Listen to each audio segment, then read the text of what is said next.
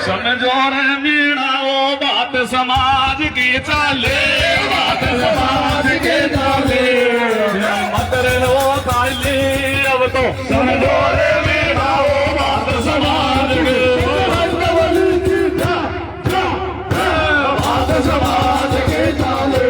दिया जुड़ेगा रे जी धन होवेगी जवानत उस दिन, दिया जुड़ेगा रे जी धन होवेगी जवानत उस दिन, दिया जुड़ेगा रे जी धन होवेगी जवानत उस दिन, दिया जुड़ेगा रे जी धन होवेगी जवानत उस दिन, दिया जुड़ेगा रे जी धन होवेगी जवानत उस दिन, दिया जुड़ेगा रे जी धन होवेगी।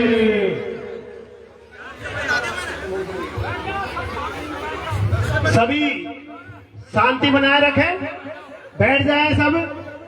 और आपके बीच हमारे ऐसे नन्हे मुन्ने बच्चे आए हैं जो अपने पिता के वियोग में पिछले 3 महीने से, उस पिता के वियोग में जिनकी कहीं कोई गलती नहीं थी, वो हम आप सभी के लिए लड़ाइयां लड़ते हैं और उन्हीं लड़ाइयों को लड़ने के कारण उसको आज जेल में बंद कर रखा है।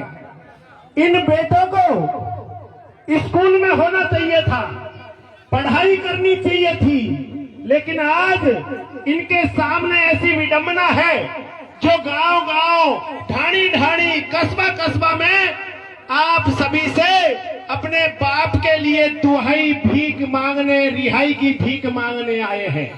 तो मैं आप सभी के सामने इन बच्चों को कहूंगा कि बेटा, आपके आंसुओं को ये हमारे समाज के बुजुर्ग, युवा, महिलाएं, माताएं, बहनें यूं ही जाया नहीं जाने देगी। और आने वाले 25 तारीख को जो आप इनको जो भी कहने आए हैं, आपकी बात को ये सर माथे पर रखेगी और आपके बाप को और आपके आंसुओं को ये की सुरक्षा ये करेगी।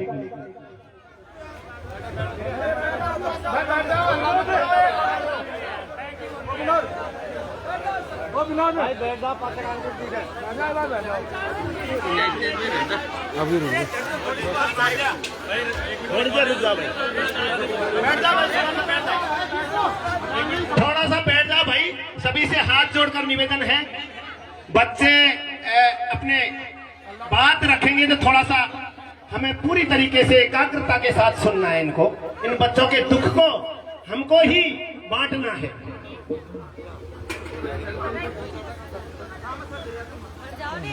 आप सभी की चरणों में मेरी ढोक। आप सभी को पता होगा उस दिन उस गांव समरावता में कितनी बुरी तरीके से महिलाओं, बुजुर्गों और बच्चों को पीटा गया। उस पूरे गांव में आग लगा दी गई और वहां पर जिंदे जानवर भी जला दिए गए। अगर इस प्रशासन को मेरे पापा को गिरफ्तार ही करना था तो ये दिन में भी कर सकते थे। इनको ये सब रात को करने की क्या जरूरत थी? पर इस प्रशासन का शायद मकसद मेरे पापा को गिरफ्तार करने के अलावा कुछ और भी था। मेरे पापा पिछले 3 महीने से जेल में बंद है।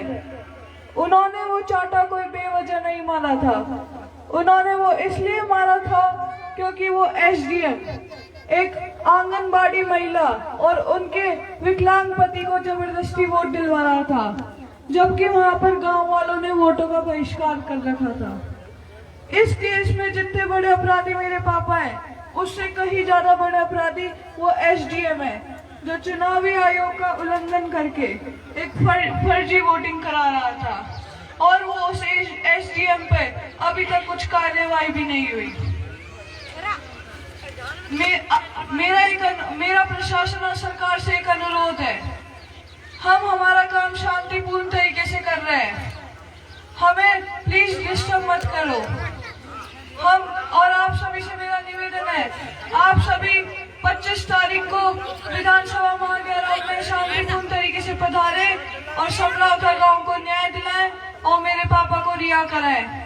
धन्यवाद राम साहब।